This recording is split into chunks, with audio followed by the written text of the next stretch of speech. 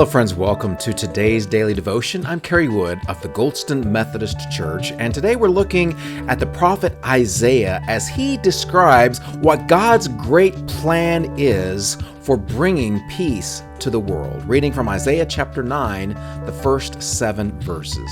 Hear now these words. Nevertheless, there will be no more gloom for those who were in distress. In the past, he humbled the land of Zebulun and the land of Naphtali. But in the future, he will honor Galilee of the nations by the way of the sea beyond the Jordan. The people walking in darkness have seen a great light. On those living in the land of deep darkness, a light has dawned. You have enlarged the nation and increased their joy. They rejoice before you, as people rejoice at the harvest, as warriors rejoice when dividing the plunder. For as in the days of Midian's defeat, you have shattered them, the yoke that burdens them, the bar across their shoulders, the rod of their oppressor. Every warrior's boot used in battle and every garment rolled in blood will be destined for burning, will be fuel for the fire.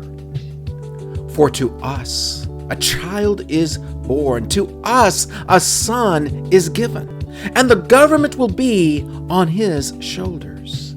And he will be called Wonderful Counselor, Mighty God, Everlasting Father, Prince of Peace.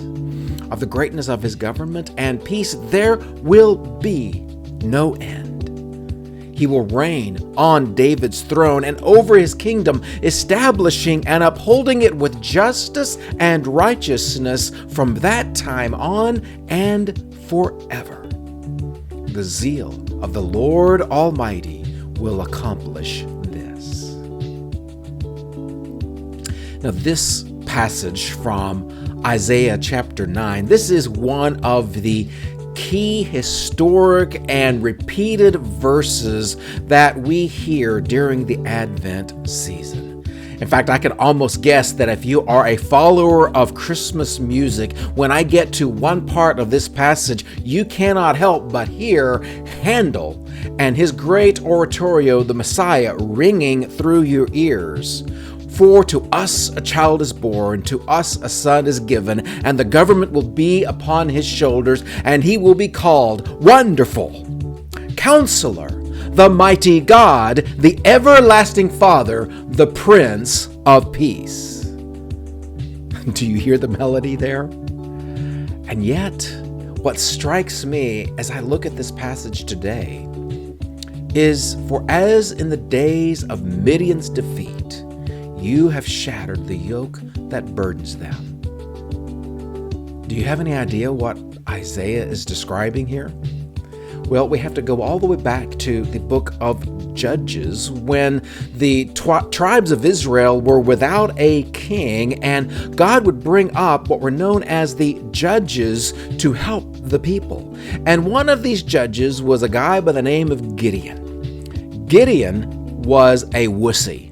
Gideon was afraid. He was the most unlikely warrior hero you could have ever imagined. And yet, the angel of the Lord comes to Gideon and says, "You are God's plan to deliver the people from Midian." And God's plan was crazy, because God's plan was for Gideon to use only 300 men to go against the thousands of the Midianites that were camping down in the valley. And God's plan was for Gideon to divide up those 300 men into small groups, spreading them all the way around the Midianite army, and they were then to light torches and blow ram's horns, and that was the battle plan. Make some light, make some noise. Huh? That defeats an army? Are you kidding me? But God's plans, even though they're surprising, even though they may seem ridiculous to our eyes and to our minds, God's plans always work. And so when Gideon and his 300 men light the torches, blow the horns, The Midianite army is thrown into confusion, and it actually falls in upon itself, and they fight each other. And Gideon wins with barely a single bow shot or sword swing.